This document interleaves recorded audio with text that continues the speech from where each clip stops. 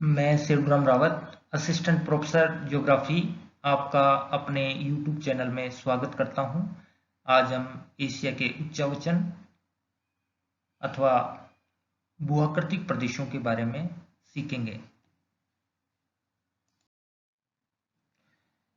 Asia महाद्वीप अपनी विशालता एवं अत्यंत विषमतापूर्ण भूगर्भिक संरचना के कारण धरातलीय स्वरूपों की दृष्टि से भी विषमता लिए हुए है। एशिया महाद्वीप को उसके धरातलीय लक्षणों के आधार पर 5 भूआकृतिक प्रदेशों में बांटा जा सकता है।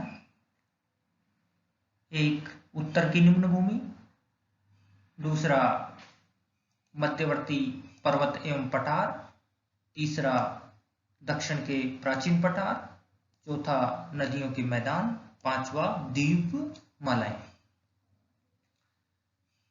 ये बातें हम पूर्व के वीडियो लेक्चर में भी सीख चुके हैं, किंतु एशिया के भूआकृतिक प्रदेशों से संबंधित अध्ययन सामग्री अत्यंत विशाल होने के कारण हम इन सब 5 भूआकृतिक प्रदेशों को एक ही वीडियो लेक्चर में नहीं सीख सकते। इसलिए अध्ययन की सुविधा की दृष्टि से इन सभी भूआकृतिक प्रदेशों को अलग अलग वीडियो लेक्चर के माध्यम से सीखेंगे। इसलिए किसी भी भूआकृतिक प्रदेश के अध्ययन से पहले उसके सामान्य परिचय को जानना बेहद जरूरी है। आपके सामने दिए गए एशिया के मानचित्र के माध्यम से भी आप उसके भूआकृतिक प्रदेशों का अध्ययन कर सकते हैं, उनको समझ सकते हैं, उनके बारे में जानकारी जुटा सकते हैं। मानचित्र में देखने पर पता चलता है कि एशिया को 5 भूआकृतिक प्रदेशों में बांटा गया है, जिनका जिक्र हम पहले ही कर चुके हैं। यहां फिर से हम उनको दोहराना चाहेंगे। पहला है उत्तर की निम्न भूमि, दूसरा मध्यवर्ती पर्वत एवं पठार। आपकी जानकारी के लिए बताना चाहूंगा कि इन 2 भूआकृतिक प्रदेशों के बारे में, पहला उत्तर की निम्न भूमि, दूसरा मध्यवर्ती पर्वत एवं पठार, को हम पूर्व के अलग अलग वीडियो लेक्चर के माध्यम से सीख चुके हैं। आज हमारे अध्ययन का विषय है शेष 3 भूआकृतिक प्रदेश, जिनमें एक है नदियों के मैदान, दूसरा है प्रायद्वीपीय पठार, तीसरा है द्वीपमालाएं। तो आइए सबसे पहले हम एशिया में नदियों के मैदानों के बारे में सीखेंगे। एशिया महाद्वीप के विभिन्न भागों में नदियों द्वारा जमा की गई जलोढ़ से निर्मित मैदानी भूभाग है। ये मैदानी भूभाग कृषि की दृष्टि से अत्यंत उपजाऊ मैदान है तथा सघन जनसंख्या के केंद्र भी है। आप समझ ही गए होंगे कि सघन जनसंख्या के केंद्र क्यों है। इतना ही नहीं, ये नदी घाटियां प्राचीन सभ्यताओं के केंद्र भी रही हैं। एशिया महाद्वीप के प्रमुख नदी मैदानों में से सबसे पहले हम दजला फरात के मैदान के बारे में जानेंगे। दजला फरात का मैदान कहां स्थित है, इसको बताने के लिए मैं मानचित्र में नीले रंग की रेखा ड्रा कर रहा हूं। आप देख सकते हैं दक्षिणी पश्चिमी एशिया में जो मैंने ये नीली रेखा के माध्यम से मानचित्र का भाग सीमांकित किया है, यह है दजला और फरात नदियों का मैदानी भूभाग है। इस भूभाग में दजला तथा फरात नदियां बहती हैं। यह मैदान दजला व फरात नदियों द्वारा लाए गए जलोढ़ से निर्मित है। इस मैदानी भूभाग को मेसोपोटामिया के मैदान के नाम से भी जाना जाता है। इस मैदान में बहने वाली नदियां उत्तर से निकलकर निरंतर बहती हुई अंत में अपना जल फारस की खाड़ी में गिराती हैं। ये फारस की खाड़ी, इसमें आकर के ये समाहित हो जाती है। दजला और फरात नदियों की घाटियां प्राचीन बेबीलोन सभ्यता का केंद्र रही हैं। इस तरीके से ये दजला फरात नदियों के मैदानी भूभाग के बारे में हमने जाना। अब हम सिंधु, गंगा और ब्रह्मपुत्र के मैदान के बारे में जानेंगे। सिंधु, गंगा तथा ब्रह्मपुत्र का मैदानी भूभाग कहाँ स्थित है, इसका विस्तार कहां से कहां तक है, इसके बारे में बताना चाहूंगा। सिंधु, गंगा व ब्रह्मपुत्र का मैदानी भूभाग, इसका विस्तार भारतीय उपमहाद्वीप के उत्तर में, हिमालय के दक्षिण में, आप देख सकते हैं मैं लाल रंग की रेखा जो मानचित्र पर खींच रहा हूं, ये रेखा या ये वो सीमा है जिसके उत्तर में हिमालय पर्वत है। तो सिंधु, गंगा, ब्रह्मपुत्र का मैदानी भूभाग भारतीय उपमहाद्वीप के उत्तरी भाग में, हिमालय के दक्षिण में तथा सुलेमान व किर्थर श्रेणियों के पूर्व में। आपने पूर्व के वीडियो लेक्चर में सीखा था कि यहां सुलेमान और ये किर्थर पर्वतमाला है। सुलेमान तथा किर्थर पर्वतमालाओं के या पर्वत श्रेणियों के पूर्व में तथा हिमालय के दक्षिण में ये सिंधु, गंगा तथा ब्रह्मपुत्र का मैदानी भूभाग फैला हुआ है। इस मैदानी भूभाग को भी अध्ययन की सुविधा की दृष्टि से हम 3 भागों में बांट सकते हैं। एक सिंधु का मैदान। सिंधु का मैदान का अधिकांश भाग वर्तमान में पाकिस्तान में है, यह सिंधु का मैदान है। सिंधु का मैदान या यूं कहें सिंधु नदी की घाटी प्राचीन सिंधु सभ्यता का या उसके विकास का केंद्र रही है।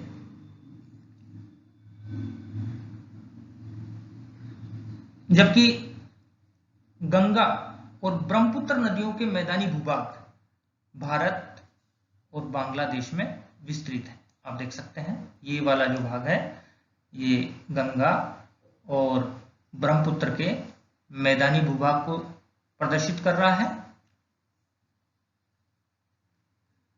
गंगा, सिंधु और ब्रह्मपुत्र के मैदानी भूभाग विश्व के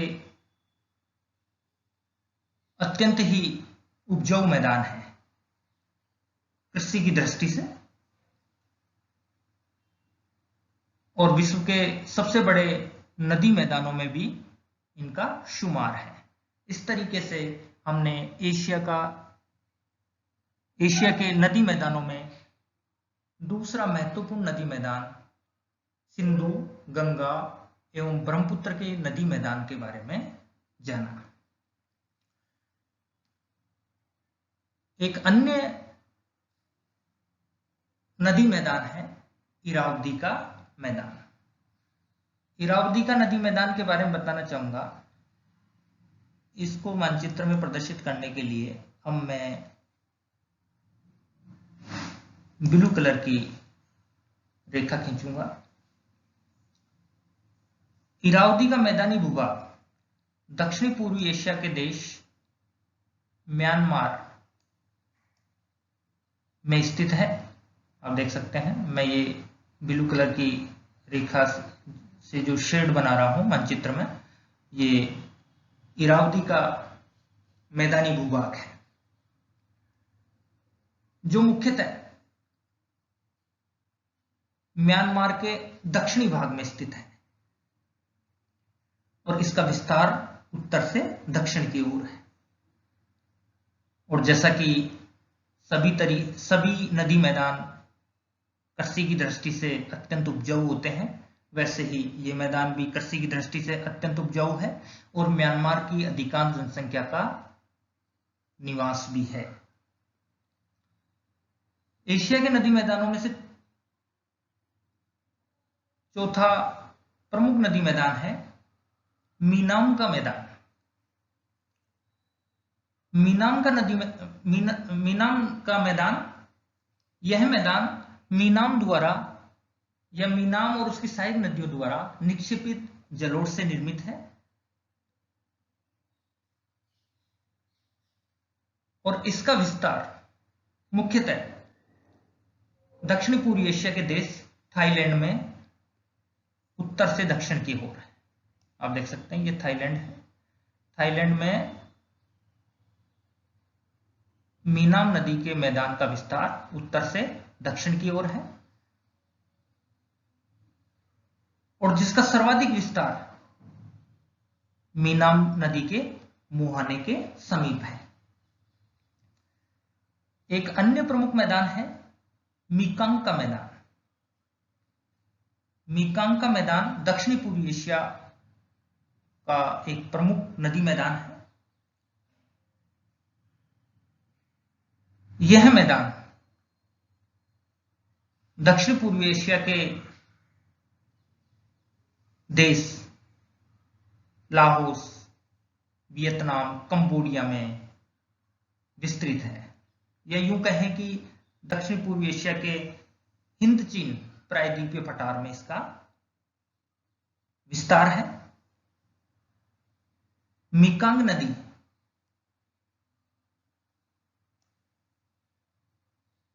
चीन के पठारी भूभाग, पहाड़ी तथा पठारी भूभागों से निकल करके कुछ दूरी थाईलैंड में बह करके लाओस, कंबोडिया और वियतनाम होती हुई ये दक्षिणी चीन सागर में समाहित हो जाती है। दक्षिण पूर्वी एशिया के इतने अधिक देशों में बहती है और इन देशों की यह एक जीवन रेखा है। इसलिए इस नदी को दक्षिण पूर्वी एशिया की गंगा भी कहा जाता है। एक अन्य प्रमुख नदी मैदान है वांगो का मैदान। वांगो का मैदान, इस मैदान का विस्तार चीन के उत्तरी भाग में है। आप देख सकते हैं मैंने ये ब्लू कलर की रेखा जो ड्रा की है मानचित्र पर। वांगो के मैदान का विस्तार उत्तरी चीन में है। यह मैदान वांगो नदी तथा उसकी सहायक नदियों द्वारा निक्षेपित अवसादों से बना है।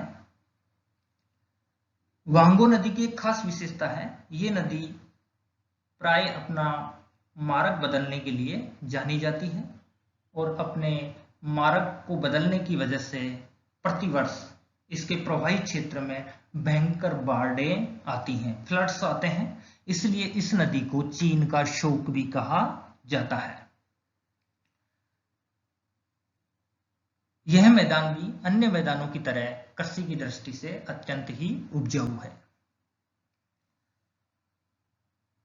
एक अन्य नदी मैदान है जो भी चीन में ही फैला हुआ है, यांगसी का मैदान। यांगसी का मैदान चीन के मध्य में पश्चिम से पूर्व की ओर फैला हुआ है, जिसका निर्माण यांगसी और उसकी सहायक नदियों द्वारा जमा किए गए जलोढ़ से हुआ है। यांगसी के मैदान का विस्तार, या यूं कहें कि इसका सर्वाधिक विस्तार पूर्व की ओर है और यांगसी का मैदान विश्व के सघन बसे भागों में से एक है। जनसंख्या की दृष्टि से इसी मैदान में चीन के अग्रणी शहर, एक उसकी व्यापारिक राजधानी शंघाई और दूसरा बड़ा शहर वुहान, इसी यांगसी के मैदान में बसे हुए हैं। एशिया का एक अन्य प्रमुख नदी मैदान है शिकांग का मैदान। शिकांग का मैदान भी चीन में ही स्थित है और यह मैदान चीन के दक्षिणी भाग में स्थित है और खासकर शिकांग और उसकी सहायक नदियों द्वारा बिछाई गई जलोढ़ से निर्मित है और यह मैदान चाय तथा चावल की खेती के लिए अधिक प्रसिद्ध है। इस तरीके से एशिया के प्रमुख नदी मैदानों में से चीन में स्थित नदी मैदानों को उत्तर से दक्षिण के क्रम में देखें तो सबसे उत्तर में ये वांगो का मैदान, मध्य में यांगसी का मैदान और तीसरा ये दक्षिण में शिकांग का मैदान। इस तरीके से हमने एशिया के नदी मैदानों के बारे में जाना।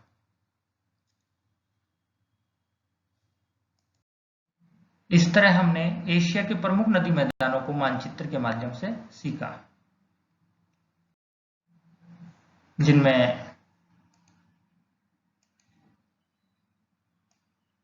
दजला फरात के मैदान के बारे में,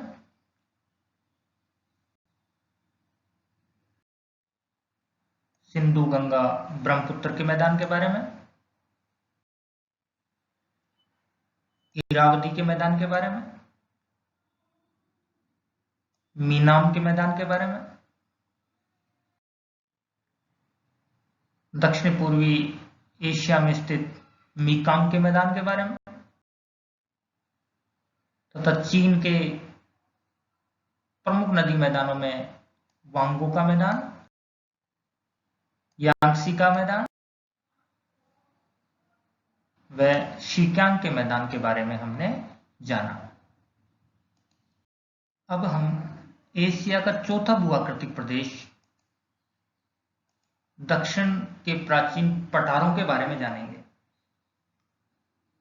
उधर आप मानचित्र के माध्यम से भी इसको सीख सकते हैं।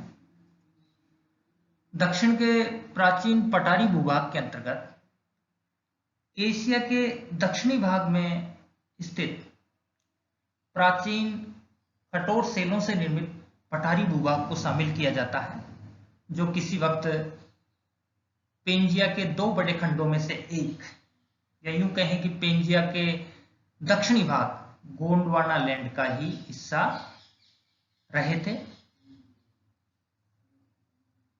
एशिया के प्राचीन पठारी भूभाग को उसकी स्थिति के आधार पर तथा अध्ययन की सुविधा की दृष्टि से तीन उपभागों में बांटा जा सकता है। एक अरब का प्रायद्वीपीय पठार, नाम से स्पष्ट है कि यह पठारी भूभाग दक्षिणी पश्चिमी एशिया में स्थित अरब के प्रायद्वीप में स्थित है। अरब का प्रायद्वीपीय पठारी भूभाग जो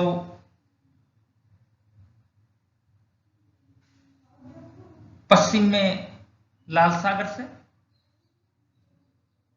दक्षिण में अरब सागर से तथा पूर्व में फारस की खाड़ी से सीमांकित है। सिर्फ इसका उत्तरी भाग ही मुख्य भूमि से जुड़ा हुआ है। एशिया में स्थित दक्षिणी प्राचीन पठारी भूभाग का दूसरा उपभाग है प्रायद्वीपीय भारत का पठार। प्रायद्वीपीय भारत का पठार भी अरब प्रायद्वीपीय पठार की तरह ही प्राचीन तथा कठोर सेलों से निर्मित है और यह भी गोंडवाना लैंड का ही भाग है। जैसा कि पहले भी जिक्र किया जा चुका है कि एशिया में स्थित, चाहे वो अरब प्रायद्वीपीय पठार हो, चाहे वो भारत का प्रायद्वीपीय पठार हो, या फिर दक्षिण पूर्वी एशिया में स्थित हिंद चीन का पठारी भूभाग हो, ये सभी एक समय गोंडवाना लैंड का ही भाग थे। किंतु गोंडवाना लैंड के विभाजन तथा उसके भूखंडों के विस्थापन के कारण आज वर्तमान स्थिति में ये यहां तक पहुंचे हैं। भारत में स्थित प्रायद्वीपीय पठार जो कि त्रिभुजाकार में फैला हुआ है, इस प्रायद्वीपीय पठार के पूर्वी तथा पश्चिमी किनारे को क्रमश पूर्वी घाट के नाम से यानी पूर्वी किनारे को पूर्वी घाट और पश्चिमी किनारे को पश्चिमी घाट के नाम से जाना जाता है। भारत का प्रायद्वीपीय पठारी भाग जो भारत के दक्षिण में स्थित है, यह अत्यंत ही कटापटा है और इसके विभिन्न भागों में अनेक कम ऊंचाई वाली पहाड़ियां भी स्थित हैं। इन पहाड़ियों विंध्याचल, सतपुड़ा, कैमूर, राजमहल, महादेव, नीलगिरी, इलायची की पहाड़ियां आदि प्रमुख पहाड़ियां हैं। इसके अतिरिक्त इस पठारी भूभाग पर वे प्रमुख नदियां हैं जो प्रवाहित होती हैं। उनमें है गोदावरी, कृष्णा, कावेरी। ये वो नदियां हैं जो प्रायद्वीपीय पठारी भूभाग के पश्चिमी किनारे से इनका उद्भव होता है और पश्चिम से पूर्व की ओर बहती हुई बंगाल की खाड़ी में अपना जल गिराती है। जबकि नर्मदा एवं तापी प्रायद्वीपीय पठारी भूभाग पर बहने वाली वे नदियां हैं जो पूर्व से पश्चिम की ओर बहती हैं, भ्रंश घाटियों से बहती हुई ये अपना जल खंबात की खाड़ी में गिराती है। इस तरीके से हमने भारत के प्रायद्वीपीय पठार के बारे में संक्षिप्त में जाना। इसको और डिटेल में हम भारत के भूगोल के अंतर्गत सीखेंगे। एशिया के दक्षिणी प्राचीन पठारी भूभागों में से तीसरा भूभाग है हिंद चीन का पठार। हिंद चीन का पठार, इसके अंतर्गत दक्षिण पूर्वी एशिया के लाओस, कंबोडिया, वियतनाम आदि देशों के पठारी भूभाग इसमें सम्मिलित हैं। इस प्रकार हमने एशिया का चौथा भूआकृतिक प्रदेश दक्षिणी प्राचीन पठारी भूभागों के बारे में जाना, जिनको 3 मुख्य उपभागों में बांटा गया था, जिनमें एक अरब प्रायद्वीपीय पठार, दूसरा प्रायद्वीपीय भारत का पठार, तीसरा हिंद चीन का पठार। अब हम एशिया के भूआकृतिक दृष्टि से 5 भूआकृतिक प्रदेशों में अंतिम तथा 5वें भूआकृतिक प्रदेश द्वीपमालाओं के बारे में जानेंगे। बताना चाहूंगा कि एशिया के पूर्व में तथा उसके दक्षिण में तथा दक्षिण पूर्व में उसकी मुख्य भूमि के समीप अनेक सागर स्थित द्वीप हैं। इन द्वीपों को मिलाकर इनके समूह भी बनाए गए हैं। भूगर्भिक संरचना के अनुसार माना जाता है कि ये द्वीपमालाएं ट्रेसरी युग की हैं। एशिया में स्थित द्वीप कई हजारों की संख्या में है। किसी खास स्थिति में स्थित द्वीपों को मिलाकर उनके समूह बनाए गए हैं, जिनमें कुछ खास या कुछ प्रमुख द्वीप समूह हैं। जापान द्वीप समूह, फिलीपींस द्वीप समूह, इंडोनेशियाई द्वीप समूह, लक्षद्वीप द्वीप समूह, अंडमान और निकोबार द्वीप समूह आदि प्रमुख तथा बड़े द्वीप समूह हैं। इन द्वीप समूह में हजारों की, सैकड़ों की संख्या में द्वीप स्थित है। उदाहरण के लिए अकेला फिलीपींस द्वीप समूह 7000 द्वीपों से मिलकर बना है। एशिया में स्थित, एशिया के विभिन्न दिशाओं में स्थित द्वीप तथा उन द्वीपों के समूह भूगर्भिक संरचना की दृष्टि से भी भिन्नता लिए हुए हैं। इनमें से कुछ द्वीप ज्वालामुखी निर्मित है, तो कुछ द्वीपों में सेलों की दृष्टि से भिन्नता है, कुछ रूपांतरित सेलों की प्रधानता वाले द्वीप हैं, इसके अतिरिक्त कुछ द्वीपों की उत्पत्ति मूंगा निर्मित है, सागरीय प्रवाल से निर्मित है, जिनका प्रमुख उदाहरण भारत के दक्षिण पश्चिम में स्थित लक्षद्वीप समूह है। इस तरीके से हमने एशिया के भूगोल के अंतर्गत एशिया के उच्चावचन अथवा उसके भूआकृतिक प्रदेशों का अध्ययन किया। यह एक महत्वपूर्ण टॉपिक है। विश्वविद्यालय परीक्षाओं में अक्सर एशिया के भूआकृतिक प्रदेशों में से लगभग हर वर्ष एक प्रश्न पूछा जाता है और उस प्रश्न की प्रकृति कुछ इस प्रकार होती है कि एशिया को भूआकृतिक प्रदेशों में विभाजित कीजिए तथा किसी एक का विस्तार पूर्वक वर्णन करें। जैसा कि आपको ज्ञात है कि एशिया को 5 भूआकृतिक प्रदेशों में बांटा जा सकता है और उनमें से किसी एक का आपको वर्णन करना है। प्राथमिकता के आधार पर बताना चाहूंगा कि जहां किसी एक को करने को कहे तो वैसे तो सभी महत्वपूर्ण हैं, लेकिन फिर भी विषय वस्तु और विस्तार के आधार पर देखें तो उत्तर की निम्न भूमि, इसके अतिरिक्त मध्यवर्ती पर्वत एवं पठारी भूभाग तथा तीसरा मैदानी भूभाग, इनमें से आप किसी एक को ज्यादा प्राथमिकता में रखें। इसके अतिरिक्त कई बार इस तरीके से भी सवाल पूछ लिए जाते हैं कि एशिया को विभिन्न भूआकृतिक प्रदेशों में बांटिए तथा प्रत्येक का संक्षिप्त में वर्णन करें। इस तरीके से आपको दोनों एंगल से तैयार रहना चाहिए। किसी एक का वर्णन पूछे तब भी आप उसके लिए तैयार रहें, या फिर थोड़ा बहुत नॉलेज तो आपको प्रत्येक भूआकृतिक प्रदेश के बारे में होना चाहिए। इस तरीके से एक महत्वपूर्ण टॉपिक को हमने अंजाम दिया, उसको हमने सीखा। धन्यवाद।